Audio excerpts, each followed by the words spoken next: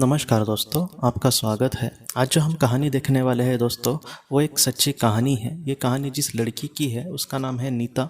ये कहानी असल में उसके बेटे की है दोस्तों। वो ये कहती है कि ये जब घटना उसके साथ हुई थी, उसके 4 साल पहले उसके पिताजी का दोस्तों देहांत हुआ था। उसके पिताजी से ये बहुत प्यार करती थी और उसके पिताजी भी इससे बहुत प्यार करते थे। नीता ये कहती है कि जब पिताजी का आखिरी समय आया तब वो भी रो रहे थे और मैं भी रो रही थी। वो जो दुख था मेरे लिए पूरी तरीके से असहनीय था। और जब उसके पिताजी इस दुनिया से जा रहे थे तब उसका हाथ दोस्तों, नीता का हाथ उन्होंने अपने हाथ में लिया और कहा कि मैं हमेशा तुम्हारे साथ रहूँगा, तुम ज़रा भी चिंता मत करना बेटा। और इस तरीके से उनका देहांत हो गया था, वो उसको छोड़कर चले गए दोस्तों। नीता ये कहती है कि उसके जाने के बाद उसने किसी तरीके से अपने आप को संभाला। और उसके बाद वो ये कहती है कि 2 साल के बाद उसकी शादी हो गई। और शादी होने के बाद 2 साल के बाद दोस्तों नीता ने एक बच्चे को जन्म दिया। वो जो बेटा था दोस्तों, उसके पिताजी के जाने के बाद 4 साल के बाद उसका जन्म हुआ था। और वो जो बेटा था दोस्तों, उसकी बहुत सारी जो आदतें थी वो नीता के पिताजी जैसी ही थी। और उसको मन ही मन यही लगता था कि मेरे पिताजी ही फिर से मेरे जीवन में शायद लौट आए हैं। और वो ये कहती है कि जैसे जैसे वो बड़ा होता गया बेटा, वैसे वैसे वो बेटा नीता को एक नाम से ही वो पुकारने लगा। और वो नीता को हमेशा ये कहता था कि तुम्हारे बचपन में तुम ऐसी थी वैसी थी। एकदम क्लियरली नहीं, लेकिन बीच में वो ऐसे कुछ बातें कहता था जो शायद पिताजी उसके कहते थे।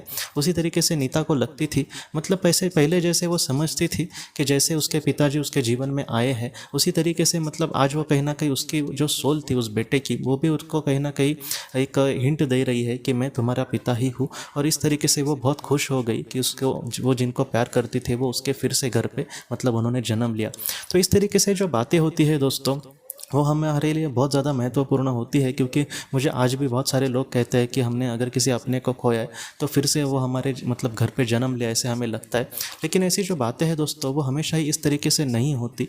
बहुत बार कैसे होता है कि उस आत्मा के लिए अगर वो उचित समय ना हो या फिर उसका विकास स्तर उस तरीके से ना हो जहाँ पर उस माहौल में उसका अगर आध्यात्मिक विकास नहीं होगा तो वैसा वो जन्म नहीं लेती। लेकिन अगर सारी चीज़ें ठीक हो और जैसा उसका कर्मबंधन अपने लोगों के साथ बना है और उसके इस जीवन से वो कर्मबंधन भी अच्छे से पार कर सकती है, लोगों के लिए भी कुछ अच्छा कर सकती है, अपनी आध्यात्मिक प्रगति अगर अच्छे से कर सकती है, अगर उसको ऐसे लगा और उसकी मार्गदर्शक आत्मा अगर इसके लिए राज़ी हो सकती है दोस्तों, तो ऐसी जो आत्माएं हैं वो फिर से उस घर में ज़रूर जन्म भी लेती है दोस्तों।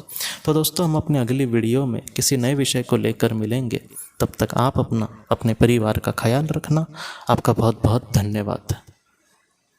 जिंदगी की रोशनी ये एक कंसल्टेंसी है जो ऐसे लोगों को मदद करने की कोशिश करती है जिन्होंने किसी अपने को खोया है या फिर जो लोग अपने जीवन में बहुत ही ज़्यादा दुखी है। जो लोग इस संस्था के साथ जुड़ते हैं उन्हें पास्ट लाइफ रिग्रेशन की ऑडियोज़ भेजी जाएगी, जिससे घर बैठे वह पास्ट लाइफ रिग्रेशन का अभ्यास कर सकते हैं। और उन्हें 5 मेडिटेशन ध्यान की भी ऑडियोज़ भेजी जाएगी। और इसके साथ साथ उन्हें PDF किताबें भेजी जाएंगी जो हिंदी और अंग्रेज़ी में है, जो मोबाइल पर या फिर लैपटॉप पर आप उसे पढ़ सकते हैं। और 10 ऑडियो बुक्स भी आपको भेजी जाएंगी। तो दोस्तों, अगर आप इस संस्था के साथ जुड़ना चाहते हैं तो कृपया इस नंबर पे व्हाट्सएप मैसेज करें। आपका बहुत बहुत धन्यवाद।